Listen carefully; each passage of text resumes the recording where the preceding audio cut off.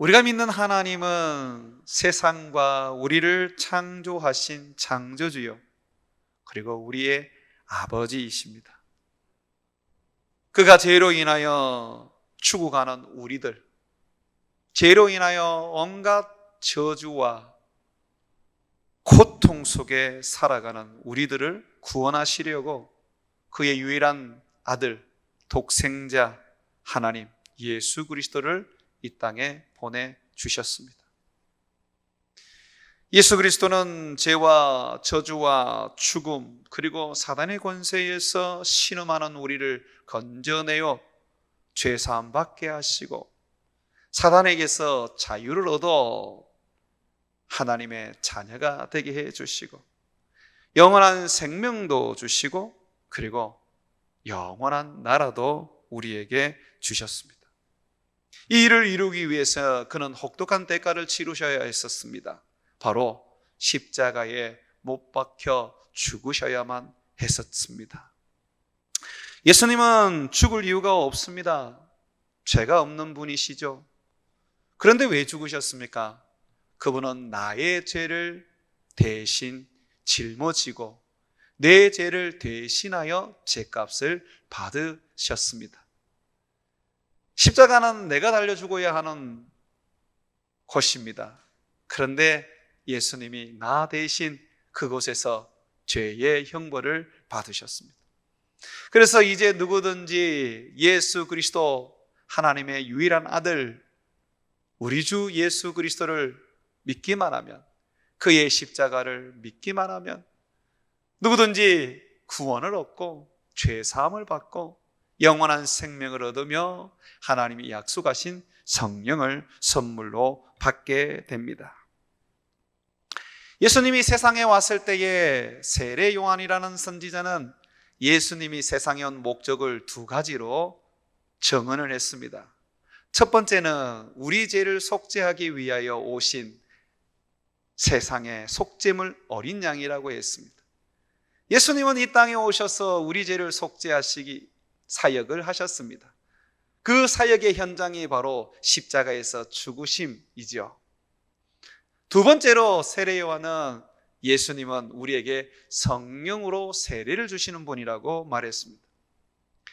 예수님의 이 성령 세례는 예수님이 죽음에서 살아나시고 그리고 하늘로 부활하신 후에 이루어졌습니다.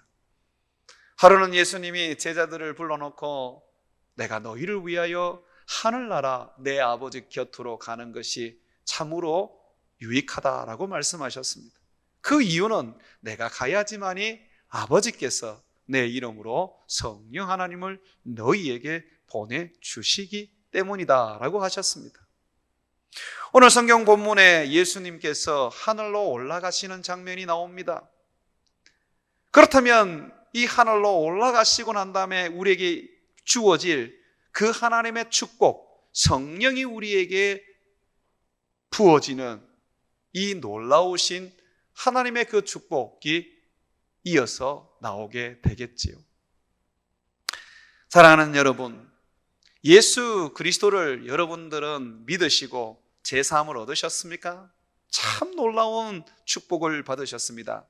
그런데 이 축복은 예수님을 통하여 주신 축복 가운데 절반에 불과할 뿐입니다. 예수님은 우리 죄를 사하여 죄 사함 받아 하나님의 자녀가 되게 하셨을 뿐만 아니라 하나님의 자녀가 된 우리들에게 성령을 주셔서 성령으로 살아가게 하십니다. 여러분들이 예수님 믿어 죄 사함 얻고 또 예수님 믿어 성령을 받으셨다면 여러분은 예수님이 여러분들에게 주실 놀라운 최고의 선물을 모두 가지신 것입니다. 우리 주님께서 성천하시기에 앞서서 제자들에게 유언적 메시지를 하나 주십니다. 마지막 제자들을 떠나시는 그 현장에서 예수님은 제자들에게 성령을 기다리라고 그렇게 당부의 말씀을 하십니다. 사도행전 1장 4절과 5절을 한번 보십시오. 사도들과 함께 모이사 이제 예수님이 감람산에 모였어요. 이제 하늘로 올라가시려고 이제 지금 하시고 계십니다. 자, 그때 보십시오. 그들에게 분부하여, 이 분부한다는 것은 명령하여, 반드시 지켜야 돼요. 반드시 이것을 우리는 따라야 해요. 예수님의 말씀이니까. 자, 어떻게 분부합니까? 예루살렘을 떠나지 말고 내게서 들은 바 아버지께서 약속하신 것을 기다리라. 내가 하늘로 올라가는 것은, 성천하는 것은 너희들에게 성령을 주기 위한 것이다. 그러므로 너희들은 흩어지지 말고 예루살렘 한 곳에 모여서 성령을 기다리라. 그 성령은 바로 아버지께서 약속하신 것이다. 실질적으로 창세기부터 말라기까지 성경, 구약 성경 39권에는 성령에 관한 약속을 아버지께서 하셨습니다. 이 아버지의 약속, 성령을 주시겠다는 이 약속, 하나님의 영을 주시겠다는 이 약속, 제사함과 함께 하나님의 자녀가 되는 축복과 함께 아주 놀라운 우리들에게 주신 하나님의 그 축복, 성령 주시겠다는 것이 곧 이루어진다고 말씀하고 있습니다. 그러면서 5절을 보십시오. 성령이 임하는 것은 마치 물로 세례를 받는 것과 같은 그러한 세례, 성령 세례라고 말씀하십니다. 요한은 물로 세례를 베풀었으나 너희는 몇 날이 못되어 성령으로 세례를 받으리라. 여러분, 이 성령 세례라는 이 용어가 굉장히 낯설지요. 자, 그렇다면 한번 물 세례를 생각해 보십시오. 예수를 믿는 사람들에게는 교회에서 목사가 물 세례를 줍니다. 그릇에 물을 담아서 예수를 믿겠다는 분에게 아버지와 아들과 성령의 이름으로 물을 찍어서 머리에 발라 세례를 줍니다. 근데 이거는 약식입니다. 약식.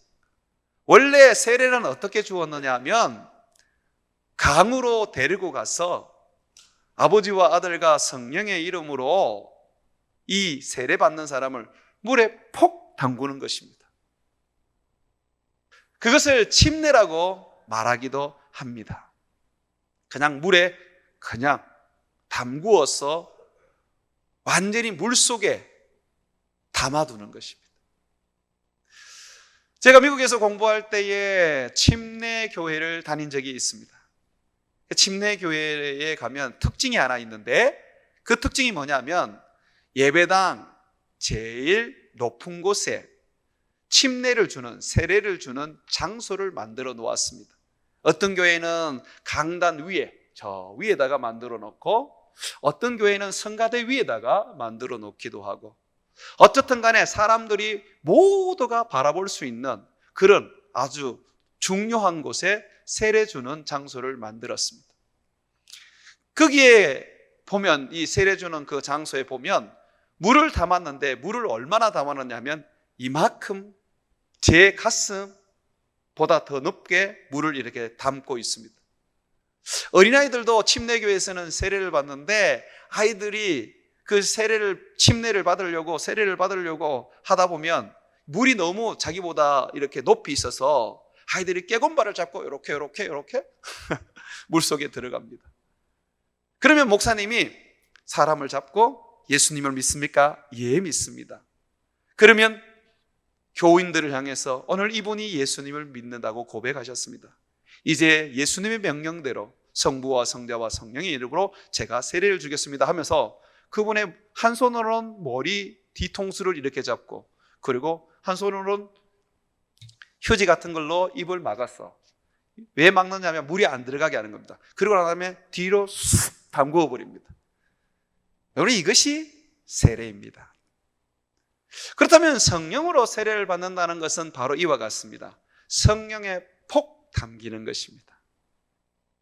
성령을 그냥 이렇게 한번 찍어 바르는 게 성령 세례가 아니고, 내가 성령에 폭 담겨서 그 성령 안에서 허우적 거리는 것입니다. 예스겔 선지자는 환상을 보았습니다. 성전 환상을 보았는데 성전 문지방에서 물이 흘렀습니다. 그 물이 성령을 상징했습니다. 자기의 무릎까지 그 물이 잠겼습니다. 조금 지나니까 허리까지 잠겼습니다. 조금 지나니까 어깨 위를 물이 잠겼습니다. 나중에는 물이 너무 많이 생겨서 헤엄을 치지 않으면 안 될 정도가 되어버렸습니다. 물에 폭 잠기게 되었지요. 여러분, 그것이 성령 세례입니다. 내가 하나님께 폭 잠기는 것, 내가 물에 빠져서 허우적거리듯이 물속에 빠져들면서 그냥 물속에 담겨서 어찌할 바를 모르는 것처럼 성령의 세례는 바로 성령이 나를 한번 스치고 또 한번 나를 터치하는 게 아니라 성령으로 완전히 나를 에워싸서 물속에 잠기듯이 폭 잠가두어 나를 자기 안에 두시는 것, 이것이 성령 세례입니다. 이 성령 세례는 다양한 어떤 용어로도 성경에 소개되고 있습니다. 성령 충만 또는 성령의 기름 부으심 또는 성령의 임재, 성령을 받음 등등 이런 단어로 사용되고 있습니다. 학자들이나 목사님들은 성령 세례와 성령 충만을 구분합니다마는 그러나 그렇게 구분할 필요는 없습니다. R.A. 토레이 박사는 성령 세례는 바로 우리가 성령을 받는 거다. 그러므로 우리는 성령 세례를 한 번만 받는 것이 아니라 수십 번, 수백 번, 날마다, 매 시간마다 받을 수 있다라고 그렇게 말했습니다. 참으로 합당한 말이라고 할 수 있습니다. 오늘 예수님도 성령 세례를 다르게 표현하신 말씀을 하셨는데 8절을 한번 보십시오. 사도행전 8절에 보게 되면 1장 8절에 보게 되면 오직 성령이 너희에게 임하시면 임재, 성령이 너희 위에 임하시면, 이게 성령 세례입니다. 성령이 우리를 폭 감싸고 성령 안에 우리를 담고 두시는 이 놀라우신 성령 세례를 우리가 받게 될 것이라고 말합니다. 여러분, 물속에 빠지면 어때요? 자기 마음대로 잘 못하지요? 저는 수영을 잘 못하는 사람이라서 물에 들어가면 그냥 물속에는 해서 저는 아무것도 못합니다. 그냥 꼴꼴꼴꼴 그러면서 그냥 빠져들어가고 결국은 숨도 쉬지 못하고 죽게 되는 거죠. 물이 그냥 이끄는 대로, 이끌리는 대로, 그냥 이끄는 대로 제가 이끌려가는 것이죠. 그와 같이 성령 세례를 받게 되면, 성령께서 우리에게 임재하게 되면 우리는 우리 마음대로 하지 못합니다. 성령이 우리를 이끌어갑니다. 성령이 우리를 인도해 가십니다. 성령이 원하는 대로 살게 하시죠. 그래서 예수님께서는 우리에게 말합니다. 네 힘으로 살지 말고, 네 능력으로 살지 말고 성령으로 살아라. 그러기 위해서는 너희가 성령 세례를 받아야 한다라고 말입니다. 이 성령 세례를 우리는 받기도 했고, 또 지금 이 시간에 또 받는 사람도 있고, 그리고 그것을 기다리는 사람도 있습니다. 여러분이 성령 세례를 받으시면, 이 성령 세례를 받으시면, 여러분 성령이 함께 여러분과 합시면, 여러분 성령의 복 담기시면 여러분 어떤 삶을 살고 싶습니까? 제자들은 성령이 임하면 이스라엘 나라, 자기 민족이 해방하고 흩어진 자기의 백성들이 모여서 다시 부강한 나라, 새로워진 나라, 번영과 평화가 넘쳐나는 나라가 될 것이라고 여겼습니다. 그래서 성령이 부어지면 나라의 회복을 꿈꾸었습니다. 6절 한번 보십시오. 그들이 모였을 때 예수님이 성령 세례를 받으리라 그러셨죠? 그때에 제자들이 예수님께 질문을 던집니다. 주께서 이스라엘 나라를 회복하심이 이때니까. 당시에 이스라엘 나라는 로마 식민지 하에 있었습니다. 뿐만 아니라 수많은 백성들은 세계 곳곳에 흩어져서 유린하고 방황하며 외국인으로 살았습니다. 참 우리와 같은 민족의 슬픈 역사를 가지고 있는 이스라엘입니다. 그러니까 성령이 임하신다면 나라의 회복, 어떻게 보면 좀 작게는 가정의 회복, 그보다 더 작다면 나 개인의 변화와 새로움과 치료와 회복, 이것을 우리는 꿈꿀 수 있는 것입니다. 그것은 성경의 약속이었어요. 누가복음 22장 29절과 30절을 한번 펴보십시오. 거기에 분명히 예수님께서 그렇게 약속을 하십니다. 누가복음 22장 29절에서 30절을 보면 내 아버지께서 나라를 내게 맡기신 것 같이 나도 너희에게 맡겨 너희로 내 나라에 있어 내 상에서 먹고 마시며 또는 보좌에 앉아 이스라엘 12지파를 다스리게 하려 하노라. 흩어져 있는 이스라엘의 12지파를 다시 모아서 회복시키고 새로운 나라로 세워서 그들이 제자들이 통치하고 다스리는 그런 축복을 약속해 주셨습니다. 물론 이것은 영적인 이스라엘을 내포합니다마는 그러나 이것은 또한 분명 흩어져 있는 이스라엘 민족, 이 땅의 이스라엘 민족을 말하는 것도 사실입니다. 예수님만 말씀하신 것이 아니라 구약의 선지자들도 이야기를 했습니다. 예언을 했어요. 에스겔서 39장 28절과 29절에 보게 되면 당시에 이스라엘 백성들이 바벨론이라는 나라에 포로로 잡혀가고 또는 여러 나라에 그들이 흩어져서 그렇게 유린하고 방황할 때였는데 그때에 선지자가 이렇게 말합니다. 내가 그들이 사로잡혀 여러 나라에 이르게 하였지만 하나님이 그렇게 하셨답니다. 흩으시고 포로로 보내셨답니다. 후에는 내가 그들을 모아 고국 땅으로 돌아오게 하고 그 한 사람도 이방에 남기지 아니하리니 그들이 내가 여호와 자기들의 하나님인 줄 알리라. 내가 다시는 내 얼굴을 그들에게 가리지 아니하리니 이는 내가 내 영을 이스라엘 족속에게 쏟았음이라. 주 여호와의 말씀이니라. 성령이 부어지는 날, 성령 세례가 임하는 그 날, 이스라엘 백성들은 다시 돌아오게 될 것이고 회복될 것이고 그리고 그들은 새로운 나라를 얻을 것입니다. 그러니 제자들이 예수님께서 성령을 너희에게 준다 그렇게 말할 때에 그들은 선지자의 글도 생각했고 뿐만 아니라 예수님의 약속도 생각했기 때문에 당연히 이런 질문을 던지는 것이 맞겠지요. 주님, 지금 우리나라가 회복되는 그때입니까? 이제 나라가 다시 사는 것입니까? 로마 식민지에서 벗어나서 정말 우리가 예수님의 힘으로 이 나라를 다스리며 백성들에게 평화와 번영을 주는 그런 날입니까? 근데 예수님께서는 뭐라 그러시느냐면 7절을 한번 보십시오. 이르시되 때와 시기는 아버지께서 자기의 권한에 두셨다. 얘들아, 성경이 말한 대로 너희 민족이 회복될 것이다. 너희 나라가 다시 모여서 평화와 번영을 누리게 될 것이다. 그러나 그 시기와 때는 아버지의 권한에 있다. 그러면서 주님이 뭐라 그러냐면 8절 한번 보십시오. 오직 성령이 너희에게 임하시면 너희는 권능을 받고 예루살렘과 온 유대와 사마리아와 땅끝까지 이르러 내 증인이 되리라 고 하셨습니다.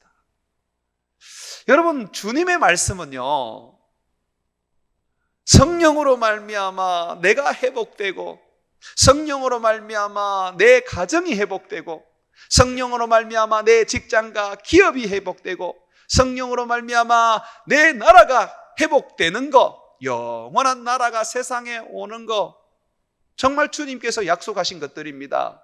그런데 이것이 우리가 관심을 가져야 할 게 아니라고 말씀하십니다. 성령 받으면 내가 달라질 거고, 성령 받으면 내가 능력을 얻을 거고, 성령 받으면 나로 말미암아서 내 가정, 내 직장에 큰 역사가 일어날 것이다 라고 우리가 생각하는데, 놀랍게도 예수님께서는 그거는 너희들이 관심을 가져야 할 상황이 아니다라고 말씀하십니다. 주님께서 성령으로 말미암아 내 가정을 회복하시고 내 직장을 세우시며 내 기업을 다시 만드시며 내 나라에 은혜와 긍휼하심을 주어 그들을 새롭게 하시는 것은 아버지의 권한에 있는 것이고, 그것은 아버지의 뜻을 따라서 시기와 때가 있다는 것입니다. 저도 처음 예수를 믿고 성령 받았을 때 너무 가슴이 뜨겁고 정말 너무 행복하고 뭐든지 할 수 있겠다는 그런 의욕이 생기더라고요. 용기가 생기더라고요. 그래서 저는 어떤 생각을 했느냐면, 내가 이렇게 성령을 받았으니 내가 우리 아버지한테 복음을 전하고 우리 어머니한테 복음을 전하면 저분들이 예수님을 믿을 것이고, 우리 아버지가 우상을 버릴 것이고, 우리 어머니를 사로잡고 있는 귀신이 떠날 것이라고 그렇게 여겼습니다. 그래서 예수님을 믿고 성령을 받았을 때 제가 우리 어머니에게 가서 막 뜨겁게 복음을 전해보기도 하고, 우리 아버지한테도 예수님을 믿으라고 막 그렇게 얘기를 했어요. 그런데 제게 날아온 것은 도리어 욕만 얻어먹었습니다. 혼만 났었습니다. 그런데 우리 주님 말씀하십니다. 너희 가정의 회복, 네 삶의 회복, 네 직장의 회복, 네 교회의 회복, 네 나라의 회복은 아버지에게 달려있고, 그것은 때와 시기를 아버지께서 정하신다.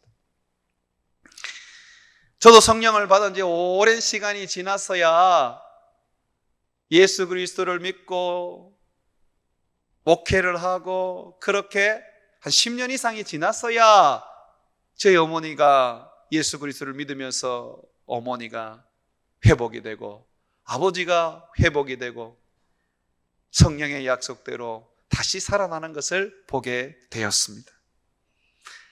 사랑하는 여러분, 죄송합니다. 성령을 받으면 내가 살고, 성령을 받으면 내 가족이 살고, 성령을 받으면 내 직장이 살고, 내 기업이 살고, 내 나라가 사는 것이 우선인 줄 알았는데, 주님은 말씀하십니다. 그건 내가 이루어 줄 거야. 그러나 여러분들이 우선을 가져야 할 부분들은 바로 내 정인이 되는 것이란다 라고 말씀하고 있습니다. 정인이 된다는 것은 무슨 의미입니까? 여기 보면 내 정인이 되라고 말씀하지 않습니까? 8절에 한번 보십시오. 너희가 권능을 받고 예루살렘과 유다와 사마리아와 땅끝까지 이르러 내 정인이 되리라. 성령이 임하시면 내 정인이 될 것이라고 말하고 있습니다. 무엇을 정언하는가요? 이 부분은 성경을 아주 구체적으로 진술해 놓은 부분이 있습니다. 누가가 썼는 글인데요, 사도행전도 누가가 썼죠. 여러분, 누가복음 24장을 한번 펴보십시오. 누가복음 24장 44절에서 49절 한번 보십시오. 누가복음 24장 44절과 49절에 여러분 보시면 나와 있습니다. 예수님께서 부활하신 후에 제자들에게 말씀을 하고 있습니다. 내가 너희와 함께 있을 때에 너희에게 말한 바. 예수님은 3년 동안 제자들을 양육하셨어요. 제자들을 3년 동안 함께 곁에 두셨습니다. 그때 예수님께서 말씀을 하셨습니다. 가르치셨습니다. 성경을 가르치셨어요. 모세의 율법, 성경 가장 먼저 나오는 창세기, 출애굽기, 레위기, 민수기, 신명기, 이 5권이 모세의 율법이죠. 선지자의 글, 여호수아부터 말라기까지 선지자의 글이죠. 시편, 잠언, 전도서, 아가, 이게 시편에 속하는 것입니다. 성경, 구약 성경 39권을 예수님께서 제자들에게 3년 동안 가르치셨는데, 거기에 보시면 이렇게 말합니다. 나를 가르쳐 기록된 모든 것이 이루어져야 하리라 내가 했지 않느냐? 이제 이루어졌다. 그러면 성경에 뭘 기록했을까요? 구약 성경 39권에 예수님이 세상에 오실 것과 우리 죄를 위하여 십자가에서 못 박혀 죽으실 것과 죽음에서 다시 살아나실 것과 그리고 하늘로 승천하실 것과 그리고 하늘로 승천하신 후에 성령을 주실 것과 그리고 주님이 다시 세상에 오셔 세상을 심판하실 것을 말씀하고 있었습니다. 예수님께서 제자들에게 말합니다. 얘들아, 이 성경은 내게 대한 이야기였단다. 성경이 말하는 구원자, 그가 바로 나란다. 성경의 말씀대로 나는 죽었고 나는 3일 만에 살아났고 이제 너희 앞에서 하늘로 승천한다. 그리고 너희는 성경의 약속대로 아버지의 약속대로 성령을 받을 것이다. 그러므로 너희는 이제 내 증인으로 살아라. 인류의 희망은 예수 그리스도입니다. 누구도 죽음을 이기지 못합니다. 누구도 죄에 대하여 자유로울 수 없습니다. 그러나 우리 주 예수 그리스도, 그가 죄를 우리에게서 멀리 떨쳐 던져버렸습니다. 우리의 죄를 대신하여 십자가에 죽으심으로 우리를 죄에서 해방시켜 주셨습니다. 예수 그리스도, 그가 바로 우리를 죽음에서 다시 살리셨습니다. 영원한 나라를 주셨습니다. 지옥 형벌이 아니라 천국 축복을 주님이 우리에게 선물로 주셨습니다. 그러므로 세상의 유일한 희망은 예수밖에 없습니다. 돈을 쫓아가도, 명예를 쫓아가도, 건강을 쫓아가도, 사람을 쫓아가도 결국은 그것이 나에게 배신을 합니다. 돈이 영원할까요? 건강이 영원할까요?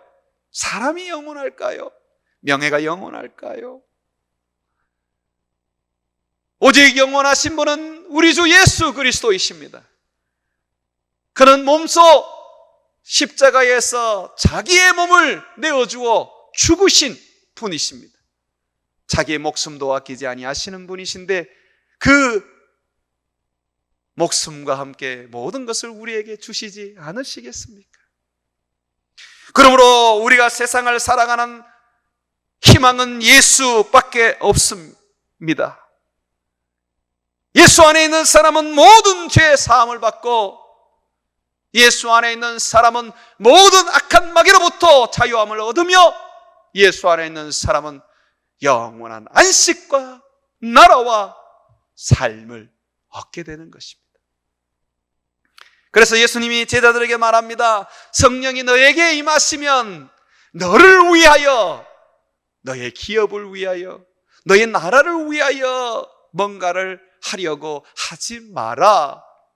그것은 내가 해줄게. 그러면 너는 나를 위하여 살아라. 사람들에게 나를 증거하고 내가 바로 인류의 구원자고 내가 바로 너희 죄를 위하여 십자가에 못 박혀 죽은 하나님의 아들 예수라고 너희는 증언하라고 말씀하고 있습니다. 그러므로 내 가족이 회복되고 내 직장이 살아나는 것보다 더 중요한 것은 바로 내 사랑하는 가족들이 예수님을 믿는 것입니다. 예수 그리스도를 믿고 그분을 붙잡고 일평생 그 희망이신 예수님을 힘입어 살아가는 것입니다. 사람이 죽을 때 아무것도 가져갈 수 없습니다. 그러나 하나 붙잡고 갈 수 있습니다. 그게 바로 예수님입니다. 예수! 그분을 붙잡고 우리는 죽음의 벽을 넘어 하나님 앞에 나아갈 수가 있는 것이죠. 그래서 우리는 예수 그리스도, 그분을 사람들에게 증거하고 그분을 사람들에게 말합니다. 그런데 문제는 삶으로는 말하지 않고 입으로만 말한다는 게 문제입니다. 예수 믿으라고 온 동네방네 다니면서 전도하고 그렇게 사람들에게 예수 믿으라고 그렇게 말은 하지만 삶은 예수를 못 믿게 하는 삶을 살아갈 때가 많습니다. 그것은 정인된 삶이 아닙니다. 정인된 삶은 살아가는 삶에서 나타나야 합니다. 그래서 성경에 보면 이런 얘기를 하시죠. 성령이 너희에게 임하면 권능을 받고 내 정인이 되리라. 권능을 받고라고 말했어요. 권능을 받고. 우리는 정인의 삶을 살기 위해서는 내 힘으로 내 능력으로 사는 것이 아니라 성령으로 살아갈 때, 성령의 권능으로 살아갈 때 되는 것입니다. 방언하고 예언하고 병 고치는 것은 권능 안에 포함되어 있는 은사입니다. 그것을 권능으로 다 생각하셔서는 안 됩니다. 그렇다면 성령의 권능은 어떤 역할을 할까요? 성령의 권능을 우리가 한번 보기를 원합니다. 갈라디아서 5장 18절과 24절을 한번 펴보십시오. 갈라디아서 5장 18절과 24절에 보게 되면 성령의 권능이 나옵니다. 갈라디아서 5장 18절, 너희가 만일 성령의 인도하시는 바가 되면 율법 아래에 있지 아니하리라. 육체의 일은 분명하니. 자, 육체로 살아가는 사람들은 이렇게 살 수밖에 없습니다. 예수를 믿어도 성령으로 살지 않고 성령의 권능을 받지 않고는 이렇게 살 수밖에 없어요. 저 사람이 장로인데, 저 사람이 목사인데 왜 삶은 저렇게 밖에 못 살까? 그분이 성령이 없어서 그런 거예요. 예수는 믿는데. 한번 보십시오. 육체의 일은 분명하니 음행과 더러운 것과 호색과 우상숭배와 주술과 원수 맺는 것과 분쟁과 시기와 분냄과 장짓는 것과 분열함과 이단과 투기와 술취함과 방탕함과 또 그와 같은 것들이라. 전에 너희에게 경계한 것 같이 경계하느니 이런 일을 하는 자는 하나님의 나라를 유업으로 받을 수 없다. 자, 그렇다면 성령을 받고 성령의 권능으로 살아가게 되면 우리는 어떤 삶을 살게 됩니까? 보십시오. 22절. 오직 성령의 열매는, 여기 열매를 여러분들이 갈로 해서 권능이라고 좀 써놓으십시오. 성령의 권능으로 나타나는 결과이면서도 또한 이것은 성령의 권능의 또 다른 단어가 열매인 것입니다. 사랑과 희락과 화평과 오래 참음과 자비와 양선과 충성과 온유와 절제니 이 같은 것을 금지할 법이 없느니라. 그리스도 예수의 사람들은 육체와 함께 그 정욕과 탐심을 십자가에 못 박았습니다. 그리고 난 다음에 십자가에 못 박고 난 다음에 우리에게 주어지는 게 뭡니까? 성령이잖아요. 그럼 우리가 성령을 받으면 우리 안에 바로 예수님의 이 9가지 성품, 성령의 열매가 나타나는 것입니다. 여러분이 맺는 게 아니에요. 성령의 열매이기 때문에 성령이 맺는 거예요. 성령이 있어야 나타나는 거란 말이죠. 사랑하려고 애쓰고 인내하려고 애쓰고 온유하려고 애쓴다고 해서 되는 게 아니란 말입니다. 정말 하늘에 속한 이 열매가 생기려고 그러면 여러분들이 성령을 받아야 합니다. 성령이 임할 때에 우리에게 주어지는 권능으로 말미암아 이러한 삶이 나타나는 거죠. 목사님, 그러면 저는 이런 열매가 많이 부족합니다. 저는 방언도 하고 예언도 하는데요. 그 은사는 받으셨는데 제가 볼 때는 권능이 적습니다. 정말 성령의 권능을 받으셨다면, 아니 성령을 정말 성령에 푹 적셔지는 그런 성령 세례를 날마다 여러분들이 받고 있고 자주 그렇게 받고 있다면 이게 돼야 돼요. 내가 맺는 열매가 아니라니까요. 성령이 맺는 열매라니까요. 내가 뭘 하고 싶어서 나오는 게 아닙니다. 이거는 성령께서 하시는 겁니다. 내 안에 계신 성령께서. 내가 성령에 푹 잠겼기 때문에 성령께서 사랑하게 하시고, 기뻐하게 하시고, 화평하게 하시고, 오래 참게 하시고, 자비하게 하시고, 양성하게 하시고, 충성하게 하시고, 온유하게 하시고, 절제하게 하시는 거예요. 물론 성령의 권능에는요, 귀신을 쫓아내고 병도 고치고 방언도 하고 예언도 하는 부분들이 있습니다. 그러나 그것은 자기를 위한 게 아닙니다.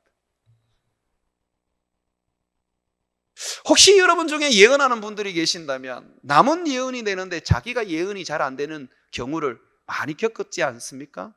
여러분 자신을 두고 예언해 보십시오. 만약에 여러분 자신을 예언할 수 있다면 왜 삶은 그렇게 삽니까? 예언된 대로 산다면 완전히 놀랍게 살지 않겠습니까? 축복 가운데 살지 않겠습니까? 지뢰밭은 피해가 다니지 않겠습니까? 모르니까 그렇게 사는 거예요.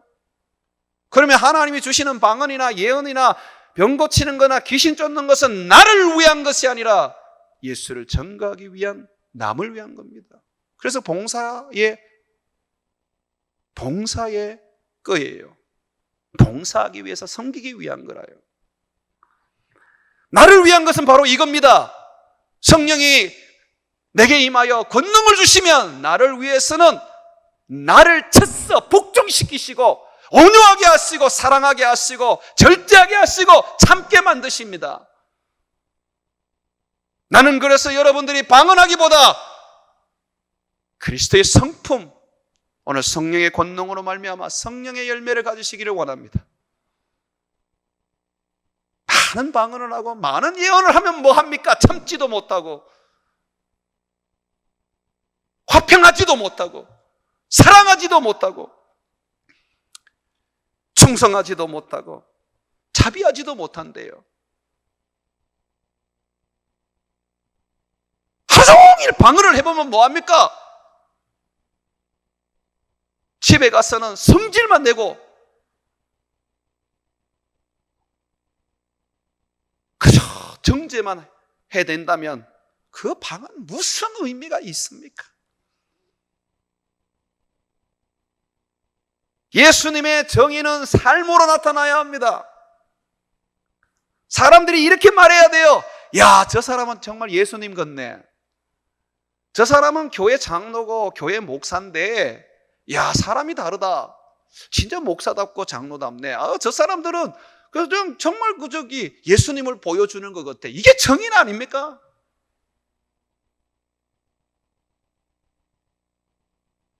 사람들 앞에 교회 한번 오라고, 내가 이번에 뭐 하나 해줄 테니까 교회에 자꾸 나오라고.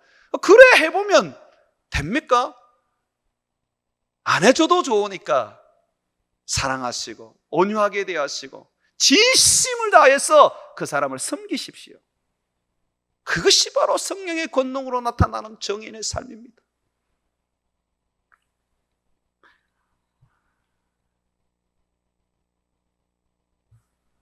제가 아는 권사님 한 분은 혼자 예수님을 믿으셨습니다. 그분이 혼자 예수님을 믿으셨는데 자기가 믿고 나니까 너무 좋아요. 영원한 생명을 얻었다고 생각하고 또 저 천국을 내가 가게 된다고 생각하니까 너무 좋아요. 그 남편을 보니까 너무 불쌍해요. 술만 먹고 돈도 잘 안 주고 늘 괴롭히는 남편이지만 내가 예수님을 믿고 성령을 받고 나니까 그 미움은 온데간데 없어지고 불쌍하게 느껴지는 거예요. 이게 성령의 권능입니다. 미운 게 아니라 불쌍하게 여겨지는 것이 성령의 권능이란 말이죠. 그래서 이 남편을 위해서 뭘 할까 생각을 하다가 자기처럼 예수 믿고 천국 가면 좋겠다 싶어가지고 이분이 마음에 소망을 두고 교회 나올 때마다 남편 신발을 들고 다녔어요. 그 옆에다가 딱 신발을 두고 하나님, 오늘은 남편이 발만 왔습니다. 언젠가는 몸까지 올 줄로 믿습니다. 그 믿음대로 그분이 그렇게 남편이 예수를 믿고 교회 장로가 되었어요. 대구 동신교회 장로가 되셨어요. 몇천 명 모이는 교회 장로요. 그것이 성령의 권능으로 나타나는 겁니다. 사랑하는 성도 여러분, 여러분들의 삶은 어떻습니까? 성령의 권능으로 옷 입으셨습니까? 성령을 받고 그렇다면 여러분의 삶에서 성령이 이끄는 대로 낮아지시고 깎이시고 그래서 사랑하고 온유하고 겸손하고 자비하고 양성하고 그렇게 여러분들의 삶이 변화되는 그 삶을 통하여 여러분들의 가족들과 직장 동료들과 이웃들이 보면서 야, 저 사람 바뀐 거 봐. 나도 저 사람 때문에 교회 가야 되겠다 라고 하는 그런 삶으로 이어지셔야 합니다. 사랑하는 여러분, 오늘 예수님께서 오늘 본문 말씀에 하늘로 승천하셨습니다. 그리고 천사가 나타나가 말합니다. 예수님은 너희가 본대로 다시 내려오실 것이다. 그때에 예수님께서 너희에게 명령하신 분부하신 것을 반드시 계산할 것이다. 그러므로 주님 오시기 전까지 성령의 권능으로 정인된 삶을 살아가라고 합니다. 사람 앞에 보이기 위한 삶이 아닙니다. 예수님 앞에 보이는 삶이기 때문에 여러분의 삶은 하나님 앞에 굴복하고 사람을 섬기는 삶이 되시기를 주의 이름으로 축원을 드립니다.